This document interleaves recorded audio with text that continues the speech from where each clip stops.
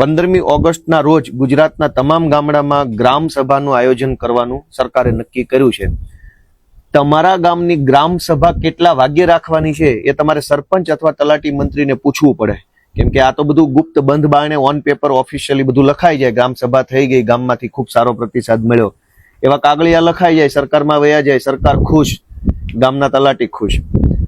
તો તમારા આખા ગુજરાતના તમામ ગામમાં 15મી ઓગસ્ટના દિવસે ગ્રામ સભાનું આયોજન કરવાનું છે. એનો ટાઈમ તમારે તમારા ગામના આગેવાન પાસેથી ફરજિયાત જાણી લેવો જોઈએ. નંબર 1, ગ્રામ સભામાં કોણ જઈ શકે? ગામની મતદાર યાદીમાં જેનું જેનું નામ હોય, સ્ત્રીનું, પુરુષનું, આ જ્ઞાતિનું, ઓલી જ્ઞાતિનું, ગામની મતદાર યાદીમાં જેનું નામ હોય એ દરેક વ્યક્તિ ગ્રામ સભામાં જવા એને અધિકાર મળેલો છે, એને સત્તા મળેલી છે. ગ્રામ સભાની અંદર કોઈ પણ પ્રશ્ન લેખિતમાં કે મૌખિકમાં પૂછી શકાય છે. ગામની મતદાર યાદીમાં જે વ્યક્તિનું નામ હોય એ વ્યક્તિ લેખિતમાં કે મૌખિકમાં તલાટી કે સરપંચ કે સચિવ જે આવ્યા હોય એને પ્રશ્ન પૂછી શકે છે. મોટા ભાગે લેખિત પ્રશ્ન પૂછવાનો આગ્રહ રાખવો જોઈએ. ગ્રામ સભા એટલે શું?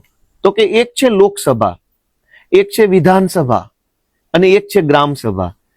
દેશની સરકાર એટલે લોકસભા, જેમાં દેશને લગતા ચર્ચા નિર્ણયો થાય. રાજ્યની સરકાર એટલે વિધાનસભા, જેમાં રાજ્યને લગતા નિર્ણયો થાય.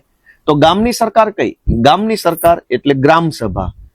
જેમ વિધાનસભામાં ધારાસભ્ય હોય એમ ગ્રામ સભામાં ગામનો સભ્ય હોય, લોકસભામાં સાંસદ સભ્ય હોય. તો લોકસભામાં સાંસદ સભ્યને જે સત્તા મળી છે એ જ સત્તા ગામના સભ્યને ગામ સભામાં મળેલી છે. વિધાનસભામાં ધારાસભ્યને જે સત્તા મળેલી છે એ જ સત્તા ગ્રામના સભ્યને ગામ સભામાં મળેલી છે.